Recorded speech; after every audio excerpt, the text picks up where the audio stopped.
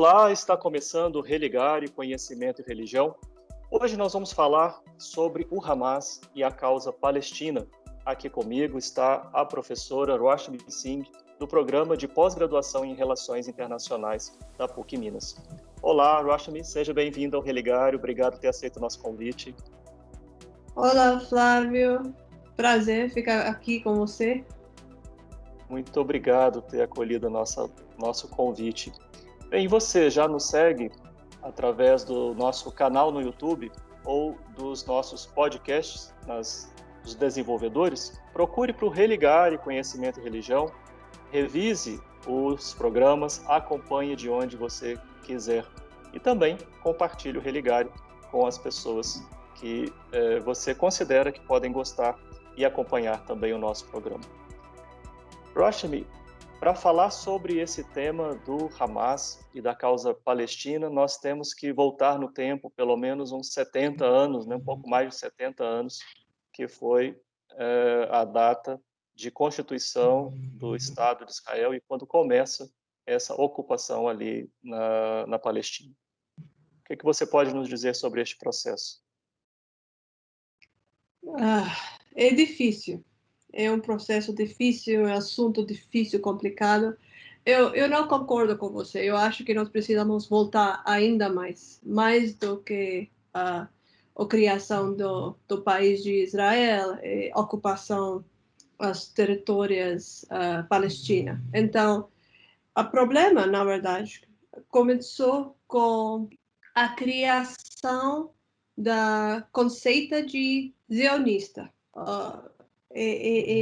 O movimento zionista que queria, em essa época, quase no começo do século passado, um país, um território seguro para judeus do mundo, em um lugar que depois de um pouco tempo todo mundo decidiu, o movimento decidiu vai ficar em este lugar que eventualmente ficou criada do Estado Israel. Então, eu acho que o conflito começa com este momento, quando o movimento zionista não aceita que existe já uma população lá, palestina, que em essa época a maioridade, mesmo do que hoje, eles foram muçulmanos, mas também existe outros judeus lá, pessoas que foram cristãos. Então, sempre tinha essa combinação, essa mistura de religiões dentro nessa território. Então, com isso começou a briga. Mas, na verdade, isso já começou desde começo do século passado, mas o grande problema começou na década de 40, porque aqui o controle da Grã-Bretanha sobre que vai ficar, que estava nessa época a território palestina terminou. E em essa época também não foi um concordo pela comunidade internacional, ONU e outros, sobre que vai ficar a divisão entre a comunidade judeu e árabes e palestinos dentro nessa território. Então, já em essa década, nós começamos a ver como Grã-Bretanha já perde controle sobre o conflito que já existiu lá. Agora, em 48, a disputa entre os árabes e judeus resultou em uma guerra por meio de qual Israel declarou independência, afirmou controle de mais território do que inicialmente foi proposto pelas ONU e outros. E essa época também é interessante falar que a independência de Israel o mesmo evento chama Nakba para a Palestina. É o catástrofe, porque criou uma situação muito difícil com refugiados. Mais de 700 mil palestinos foram refugiados nessa época. Então, isso foi, na verdade, o segundo estágio, a segunda fase que deu o conflito, a aparência que já tem hoje. Mas o segundo fase também foi com 67, quando Israel, na Guerra dos 6 Dias, ocupou Jerusalém Oriental, incluindo Sheikh Jarrah, o bairro de Sheikh Jarrah, que nós vamos falar sobre hoje também. E também, nessa época, ocupou os territórios de Gaza e Cisjordânia, que hoje é a situação que Israel já tem controle sobre essas duas partes, que em uma época estava indicada para o Estado palestino. Entendo. Quais são os principais movimentos de resistência a essa ocupação pelo Estado de Israel? Nós tínhamos ondas de resistência. Então, já antes de 48 e a formação de Israel, nós já tínhamos uma resistência forte dentro da Palestina contra a Bretanha e contra judeus, porque nessa época não estava Israel. É um sentimento que território próprio estava o direito dos palestinos, as pessoas que já foram lá, e as pessoas de Bretanha, os judeus, foram estrangeiros, foram outros que estavam entrando sem direito lá. Então, já tinha em 36, 38, uma resistência muito forte que tinha uma resposta muito forte da Grã-Bretanha contra essa resistência. E eles quase matou todo mundo na resistência. Depois disso, 48 foi uma grande tragédia para a Palestina. E precisava muito tempo para os palestinos para organizar de novo uma resistência. E quando eles começaram de novo, começaram com campos de refugiados, que foram, nessa época, a maior parte do lado da Jordânia e ao sul de Líbano também. Um pouco em Egito, mas a maior parte, por causa de Cisjordânia, foram concentradas em Jordânia.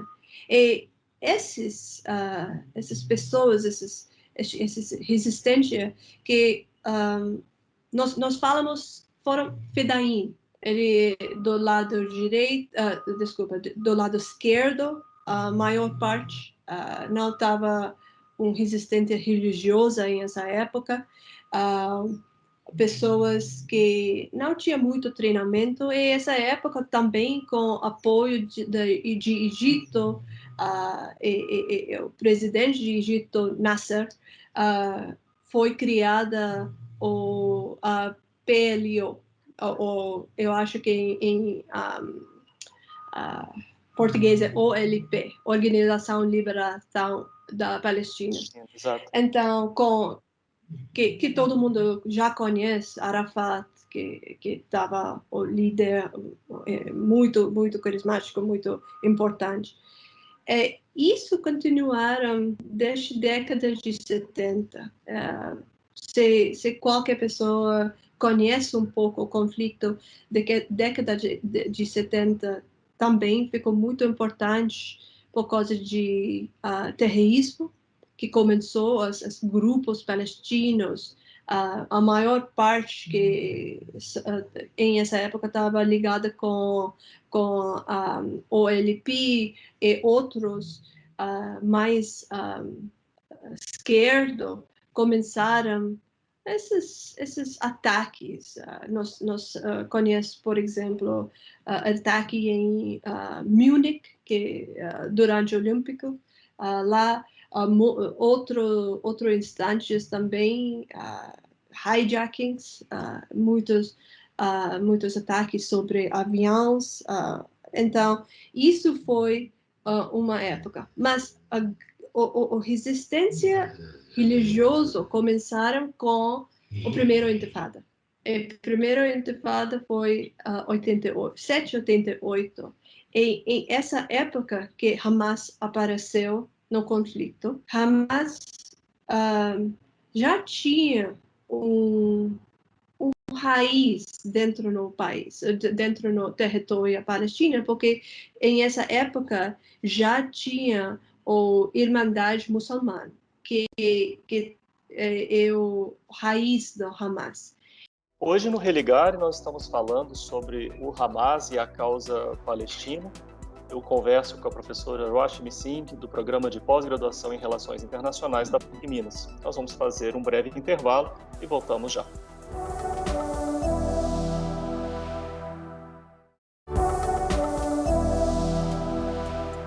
Estamos de volta com o Religare Conhecimento e Religião. Hoje estamos falando sobre o Hamas, religião, ideologia e política. Aqui conosco está a professora Roshmi Singh, do Programa de Pós-Graduação em Relações Internacionais da PUC Minas.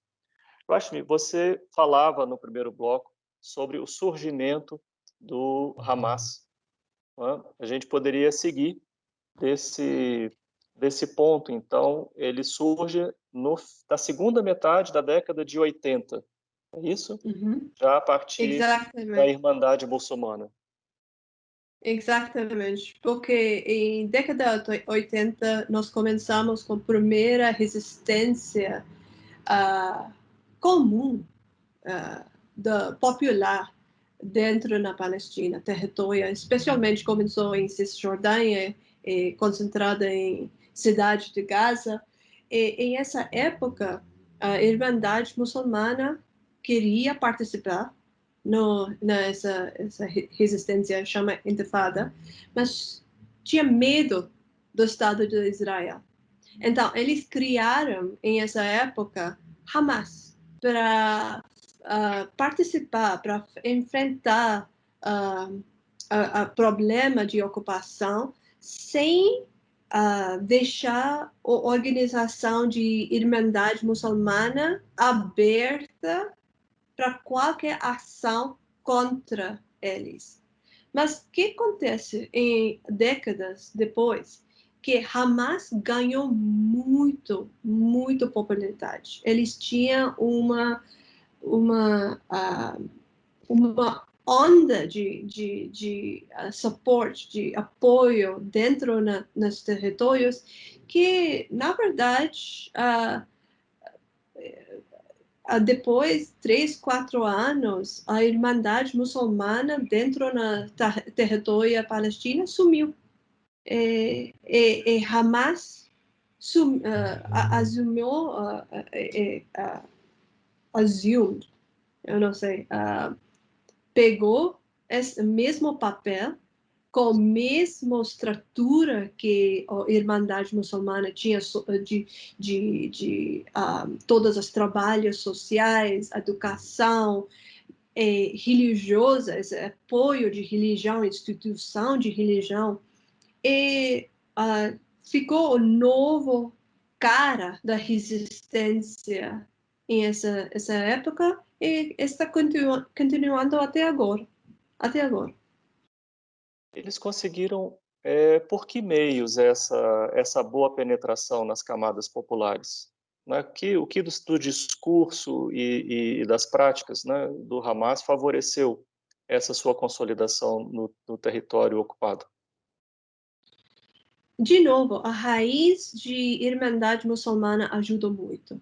Sim. Porque o conceito de Irmandade Muçulmana é apoio para a população, apoio social, apoio em assunto de educação, medicina. Você não acredita o número de centros médicos, doutores que eles deixaram aberta para a população. Também, de novo, eles tinham uma ideologia que Hamas também tem, por causa de este raiz, que se a Palestina vai ficar independente, eles precisaram mudar a própria sociedade antes que eles podem ganhar independência. E que é essa mudança? Eles precisam ficar boas muçulmanos, bons muçulmanos, Sim. sabe?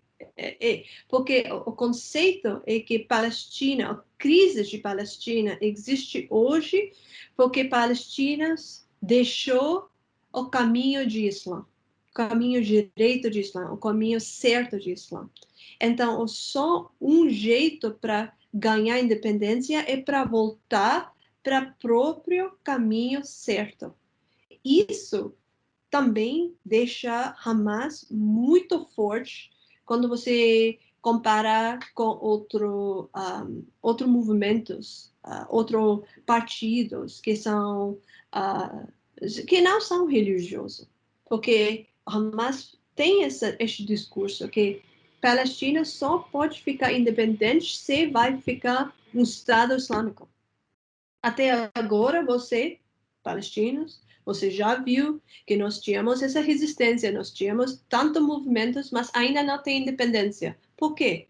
Porque nós precisamos aceitar que só uma Palestina islâmica pode ter independência.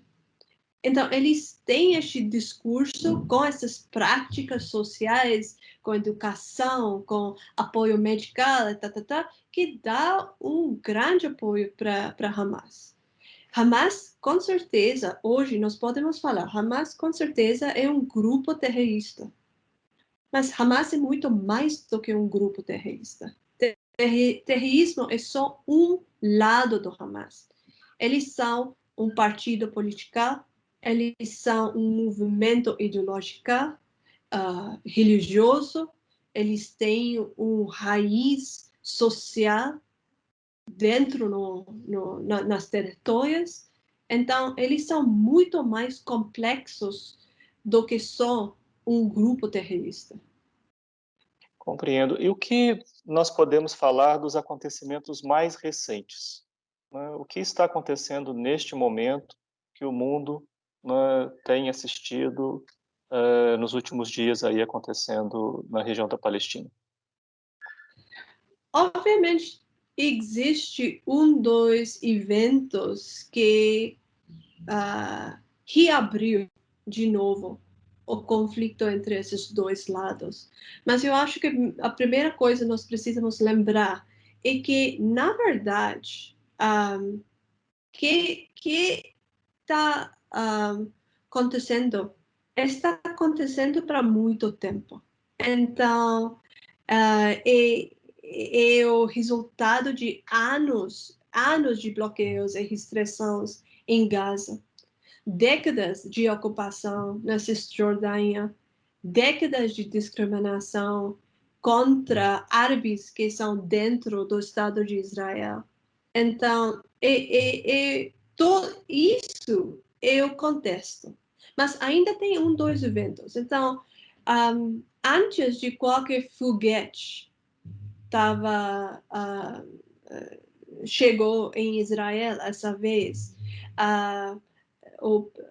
quando o mês sagrado muçulmano do Ramadão começou em abril, esse dia, 13 de abril, foi também o dia da memória em Israel, quando tem uma homenagem aqueles que morrem lutando pelo país. Então, nesse dia, o presidente de Israel estava fazendo um discurso em um local sagrado judaico que está abaixo da mesquita de Al-Aqsa.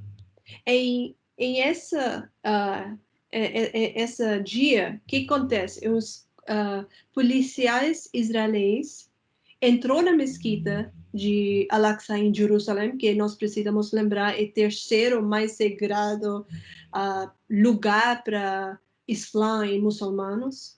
Eles empurrou os assistentes palestinos lá e cortaram os cabos dos alto-falantes que estava usando para orações no primeiro dia de mês sagrado. Então, isso já começou o processo. E mais recente também estava esse problema de despejo de 13 famílias palestinas que são dentro no bairro de Sheikh Jarrah, que está no território disputado de Jerusalém Oriental. Então, isso também deixou a situação mais tensa e começou a inflamar a tensão de novo na região. Nós precisamos também lembrar que os palestinos não tinham eleições para anos agora, e as eleições estavam marcadas para maio, que agora de novo não vai acontecer. Então, também Hamas próprio precisava ganhar um pouco mais apoio para a eleição. Então, e mesmo nós sabemos a situação dentro do Israel com Netanyahu, ele também está muito fraca em este momento. A guerra é uma grande oportunidade para ele para ganhar de novo um apoio da população. Então, todo junto recomeçou essa tensão, inflamou de novo essa tensão entre os dois lados. Parece que se trata de um conflito insolúvel, não é? Você começou dizendo que é muito, muito complexo. Parece que não há um sinal de paz nesse conflito. Infelizmente, porque eu acho que o problema é conflito entre identidades, entre duas perspectivas diferentes de nacionalismo. Nationalism. Exatamente. O problema com isso também é que, até agora, o mundo